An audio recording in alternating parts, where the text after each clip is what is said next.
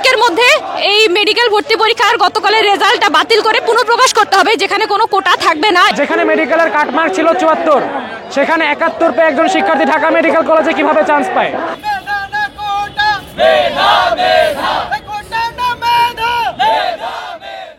আজকে আমাদের এখানে সমবেত হওয়ার একটাই উদ্দেশ্য, গতকাল যে মেডিকেল ভর্তি পরীক্ষার রেজাল্ট দিয়েছিল সেখানে একটা আমরা বিরাট বৈষম্যের উদাহরণ দেখতে পেয়েছি।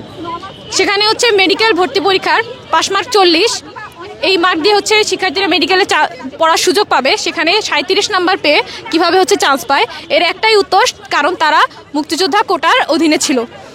এখানে আমরা একটা বিস্তর মেধার একটা তফাৎ দেখতে পাই, যেটা আমি একজন সরকারি মেডিকেলের শিক্ষার্থী হয়ে এটা সম্পূর্ণ অযৌক্তিক মনে হয়। একটা সরকারি মেডিকেল শিক্ষার্থীরা যখন পড়াশোনা করে ডাক্তার হবে, তাদের যেই যোগ্যতা কোয়ালিফাই এবং এই যে যারা পাস মার্ক তুলতে পারো না এমন শিক্ষার্থী ডাক্তারের যোগ্যতা কতটুকু তফাৎ, সেটা আপনারা সাধারণ মানুষের বিবেক দিয়ে চিন্তা করে দেখবেন। তাই আমি সরকারের কাছে একটাই অনুরোধ জানাই যে আজকের মধ্যে এই মেডিকেল ভর্তি পরীক্ষার গতকালের রেজাল্টটা বাতিল করে পুনঃপ্রকাশ করতে হবে, যেখানে কোনো কোটা থাকবে না এবং সকল শিক্ষার্থীরা শুধুমাত্র মেধার দাবিতে এখানে যেন মেডিকেলে পড়ার সুযোগ পায়, যাতে ভবিষ্যতের যে ডাক্তার প্রজন্ম সেটা একদম সঠিক যোগ্য হয় এবং এই দেশের জন্য সঠিক চিকিৎসা ব্যবস্থা প্রদান করতে পারে, অন্যথায় দেশের ভবিষ্যৎ অন্ধকার হয়ে যাবে। গতকালকে মেডিকেল ভর্তি পরীক্ষায় যেরকম অনিয়ম অবিচারের মাধ্যমে রেজাল্ট প্রকাশ করা হয়েছে, সেটাকে সম্পূর্ণরূপে বাতিল করে সুষ্ঠু রেজাল্ট প্রকাশ করতে হবে অতি কোনো রকম বিলম্ব ছাড়াই। গত বছরগুলোতে আমরা দেখে আসছি যে কোটা প্রথা চালুমান থাকলেও 1-2 মার্কের ব্যবধানের বলে হয়তো বা শিক্ষার্থীরা 1 বা 2 শিক্ষার্থী মেডিকেলে ঢোকার চান্স পেয়েছে, কিন্তু এবছর যেটা দেখেছি সেটা সম্পূর্ণভাবে মেনে নেওয়া যায় না। ভোটের জন্য তো আমরা জুলাই আন্দোলনটা করেছি, সেখানে ভোটের জন্য আমাদের আবার রাস্তায় নামতে হচ্ছে, সেটা অনেক লজ্জার এবং দুঃখের।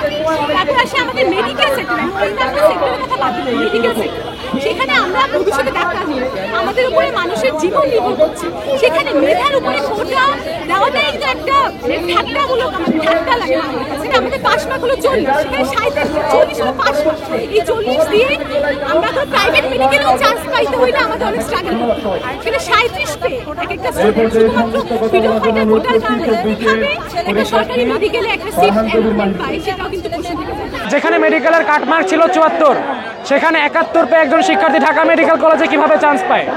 যেখানে ঢাকা মেডিকেল কলেজের মতো জায়গায় সিট আছে 250টা, সেখানে 7871তম হয়ে একটা ছেলে ঢাকা মেডিকেল কলেজে ঢুকেছে।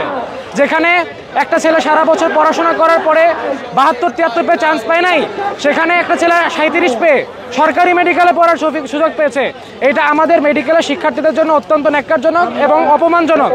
বাংলাদেশের শিক্ষা স্বাস্থ্য ব্যবস্থায় অবশ্যই একটা সেন্সিটিভ সেক্টর, এখানে সবচেয়ে যোগ্যরাই এখানে আসবে, পড়াশোনা করবে এবং দেশকে সেবা দেবে, এবং এটার যদি কোনোরকম মেনটেন্যান্স না হয় তাহলে সামনের দিকে অবশ্যই আমাদের দেশের স্বাস্থ্য ব্যবস্থা কলুষিত হবে এবং সেটাকে যাতে আমরা নিশ্চিত করতে পারি। এই কারণে আমাদের দাবি সামনের দিনগুলো থেকে যেন সব রকমের কোটাগুলোকে বিলুপ্ত করে আমরা সুষ্ঠু পরীক্ষার মাধ্যমে ফিরে যেতে পারি। আমরা আজকে এই জন্য আমাদের ক্লাস, আমাদের সব রাউন্ড সব শেষ করে বাতিল করে আমরা এখানে এসেছি, যে যেন আমাদের ভাই বোনেরা একটা যৌক্তিক বিচার পায়। আমরা চাই ফলাফল পুনঃপ্রকাশ করতে হবে, মুক্তিযোদ্ধা কোটার পুরোটা বাতিল করে একটা পুরো মেধার ভিত্তিতে আবার ফলাফল প্রকাশ করতে হবে। আর যেটা বলা হলো, ভাইরা যেটা বললো যে আমরা দেখি কি এসে ফলাফল মিলিয়ে তারপর রেজাল্ট দেওয়ার পর 2 মার্ক বেশি আসে, কারণ আবার কখনো দেখা যায় যে আমাদের মার্ক কমে যায়। যখন প্রশ্ন 100টা অবজেক্টিভ, সেই 100টা অবজেক্টিভে নিশ্চয়ই ফলাফলটা প্রকাশ করা যায়। আমরা অবশ্যই জানতে চাই যে কোনটা আসলে সঠিক করা হয়েছে 100টা অবজেক্টিভে।